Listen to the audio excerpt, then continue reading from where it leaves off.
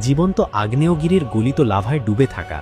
পৃথিবীর শুরু থেকে শেষ পর্যন্ত যত পাপ হয়েছে, যত খুন, যত ধর্ষণ, যত শিরক, তার সবগুলোর কমিশন বা ভাগ ইবলিসের কাঁধে জমা হয়েছে। তাই তার আগুনের রং লাল নয়, তার আগুন কুচকুচে কালো।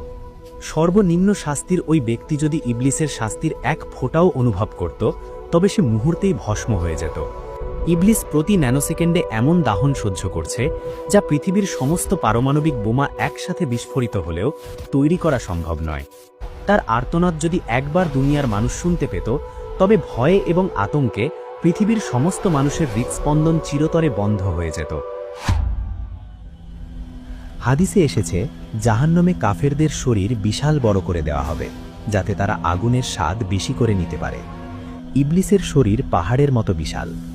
1000 কোটি বছর ধরে পুড়তে পুড়তে তার চেহারা এখন চেনার উপায় নেই। একসময় সে ছিল ফেরেশতাদের শিক্ষক, দেখতে ছিল উজ্জ্বল।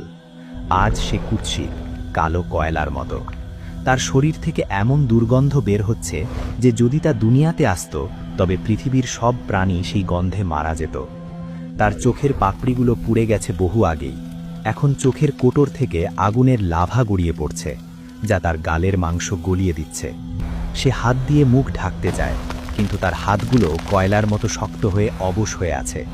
তার ক্ষুধা, কোটি বছর না খেয়ে থাকার পর তার পেটের ভেতরটা জ্বলছে। সে ক্ষুধার জ্বালায় চিৎকার করছে। তখন ফেরেশতারা তাকে টেনে নিয়ে যায় জাক্কুম গাছের নিচে। ইবলিস সেই কাঁটাযুক্ত ফল চিবিয়ে খেতে বাধ্য হয়।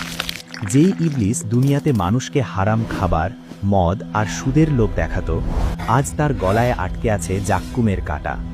কাঁটাগুলো তার গলার ভেতর ছিঁড়ে ফেলছে। সেই কাঁটাগুলো পেটের ভেতর গিয়ে আগুনের গোলার মতো জ্বলতে থাকে।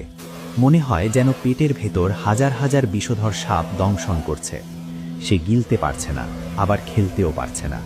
সে চিৎকার করে বলছে, পানি,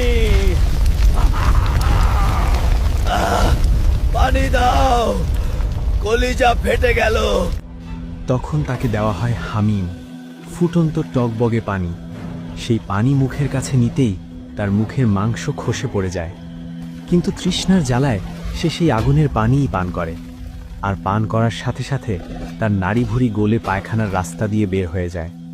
সে নিজের গলে যাওয়া নাড়িভুঁড়ির দিকে তাকিয়ে থাকে। সেগুলোকে আবার পেটের ভেতর ঢোকাতে চায়, কিন্তু পারে না। এক অসহ্য দৃশ্য। ভাবুন তো, একবার পেট গলে বের হয়ে যাওয়ার পর আল্লাহ আবার তাকে আগের মতো সুস্থ করে দেন। কেন? যাতে আবার নতুন করে শাস্তি শুরু করা যায়। চামড়া জোড়া লাগার সেই দৃশ্য আরও বেশি ভয়ানক।